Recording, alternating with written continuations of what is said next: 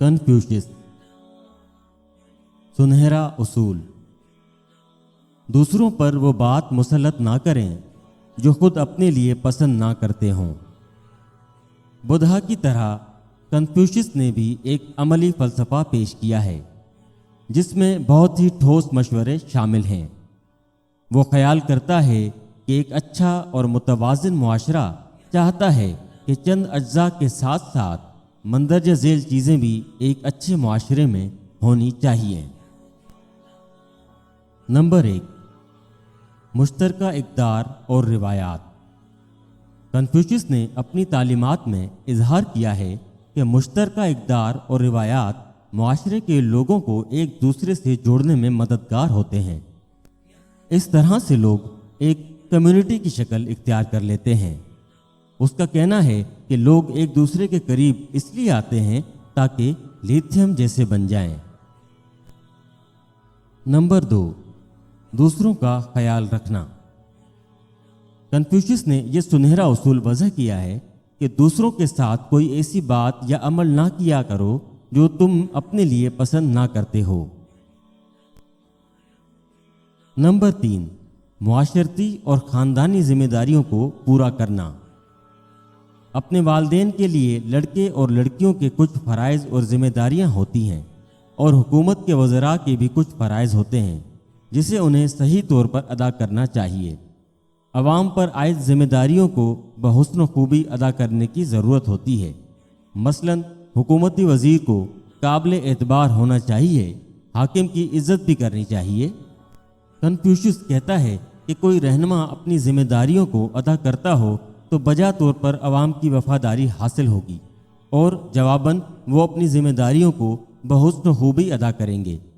Confucius کا کہنا ہے کہ اگر حاکم وقت نیک و پارسا ہوگا تو عوام بھی نیک و پارسا ہوں گے۔ کنفیوشس کا سنہرا اصول اور نقطۂ نظر۔ میں کنفیوشس کے اصول پر روشنی ڈال رہا ہوں۔ یہ سنہری اصول بہت سے مذاہب اور اخلاقیات میں نمایاں ہے۔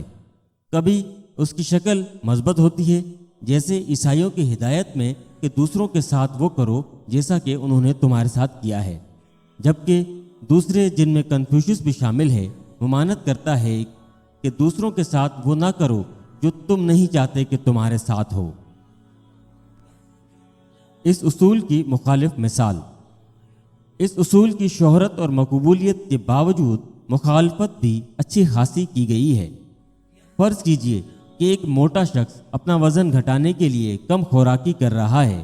ظاہر ہے ایسی صورت میں وہ نہیں چاہے گا کہ کوئی شخص اسے فربہ کرنے والی غذا دے، لیکن کنفیوشس کے اصول کے مطابق اسے دوسروں کو ایسا کھانا نہیں دینا چاہیے، چاہے وہ بھوک سے مر ہی کیوں نہ جائے۔ صحیح نتیجہ مشکل سے ہی اخذ کیا جا سکتا ہے۔ یا فرض کیجئے ڈاکٹر نہیں چاہتا کہ وہ مہلک بیماری کا انکشاف کرے، لیکن کنفیوشس کے مطابق اسے اس کے والدین کو مطلع کر دینا چاہیے، چاہے وہ نہ چاہتا ہو۔ بارے دیگر درست نتیجہ نکالنا دشوار نظر آتا ہے۔ اصول کی ایک مختلف توضیح۔ شاید ہم نے اصول کی غلط تعبیر و تشریح کی ہو۔ ہمیں اس کی توضیح یوں کرنی چاہیے کہ دوسروں کے ساتھ وہ نہیں کرنا چاہیے جو ہم حقیقی صورتحال میں اپنے ساتھ ہونا نہیں چاہتے۔ اس کے برخلاف ہمیں دوسروں کے ساتھ وہ نہیں کرنا چاہیے جو ہم اپنے ساتھ ہونا پسند نہیں کرتے۔ اگر ہمیں ویسی ہی صورتحال پیش ہوتی اور خواہشات بھی ویسی ہی ہوتی۔ اگر ہم اس اصول کو اس طرح پڑھیں تو پہلی دو مخالف مثالوں سے گریز کیا جا سکتا ہے۔ اصول کو اس طرح پڑھیں تو ڈائٹنگ کرتے ہوئے موٹے شخص کو کھانا دیا جا سکتا ہے، جیسی کہ یقیناً اس کی خواہش ہوتی کہ اسے کھانا ملے اگر وہ خود فاقے سے ہوتا۔ اسی طرح ہمارے ڈاکٹر پر یہ پابندی نہ لگتی کہ وہ مریض کو مہلک مرض میں گرفتار ہونے کی اطلاع نہ دے۔ دوسری مخالف مثالیں۔ بدقسمتی سے اگر ہم اصول کی اس انداز میں تعبیر و تشریح کرتے ہیں تو مزید مخالف مثالیں نظر آتی ہیں۔ غلط کاروں کی سزا کو لیجئے۔ اگر ہم کسی ظالم قاتل کو عدالت میں مجرم پاتے ہیں تو اس میں شبیہ نہیں کہ ہم اسے سزاوار گردانیں۔ समझा जाएगा कि ऐसे कातलों को सज़ा नहीं दी जानी चाहिए। कन्फ्यूशियस के सुनहरी उसूल से ये नतीजा निकलेगा कि हम सिर्फ ऐसे ही कातलों को सज़ा देंगे जो चाहते हैं कि उन्हें सज़ा दी जाए। ये कैसी अहमकाना बात होगी। अगर खताकारों को सज़ा देना मसला हो तो दूसरी मुखालिफ मिसालें मौजूद हैं। फ़र्ज़ कीजिए कोई शख्स इंतहाई ख़तरनाक अंदाज से लापरवाही के साथ गाड़ी चला रहा हो, उस तरह के दूसरों की जान को ख़तरा हो, और अगर हम उसकी जगह उसकी ख्वाहिश के साथ हों तो ये कभी नहीं चाहेंगे कि कोई हमें इस ख़तरनाक ड्राइविंग से रोके। फिर हम उसे गाड़ी चलाने से नहीं रोकेंगे, हालांकि उसे बहरहाल गाड़ी चलाने से रोक देना चाहिए। याद दहानी कराने वाला सुनहरी उसूल।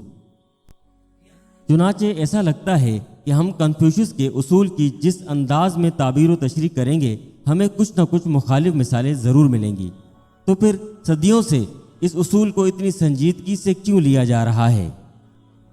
शायद हमें उसूल को बिला इस्तस्ना इतनी सख्त पाबंदियों में नहीं देखना चाहिए, बल्कि इसे इखलाकी याद दहानी के तौर पर लिया जाना चाहिए।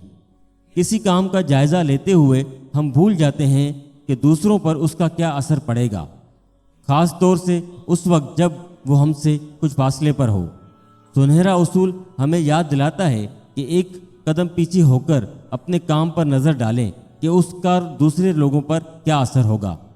अगर एक सियासतदान किसी दूसरे मुल्क पर बम गिराने का हुक्म देता है बगैर ये सोचे कि वहाँ के लोगों पर क्या बीतेगी, तो ये फैसला बजा तौर पर एक गलत फैसला होगा। अगर हम सुनहरी उसूल को इसी अंदाज से देखें जैसा कि वो बयान हुआ है, यानी बगैर ये देखे कि हमें क्या करना या क्या नहीं करना चाहिए, तो ये दुरुस्त नहीं होगा, बल्कि हमें इंतहाई तवज्जो से सोचकर फैसला करना चाहिए। सवाने। पैदाइश 551 BC, सुबह शेनडोंग, चाइना। ये एक तल्ख हकीकत है कि बड़े बड़े फ़िलासफ़र अभी बच्चे ही थे कि उनके वालिद मर गए। कन्फ्यूशियस उसकी एक मिसाल है। उसके वालिद जब मरे तो उसकी उम्र महज 3 बरस थी। वो इंतहाई गरीब ख़ानदान का फ़र्द था। बहरहाल कन्फ्यूशियस ने रियासत के खर्च पर अच्छी तालीम हासिल की और टीचर बन गया।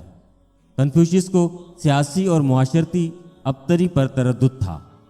उसने अमली फ़लसफ़े को काम में लाते हुए इस्लाह की कोशिश की।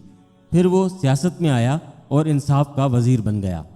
कहा जाता है कि कन्फ्यूशियस के ज़माने में जराइम खासे कम हो गए थे। कन्फ्यूशियस के मुतल्लिक हमें जितनी भी आगाही है एनालेक्ट ऑफ कन्फ्यूशियस से हुई है। उसका इंतकाल 479 BC में हुआ।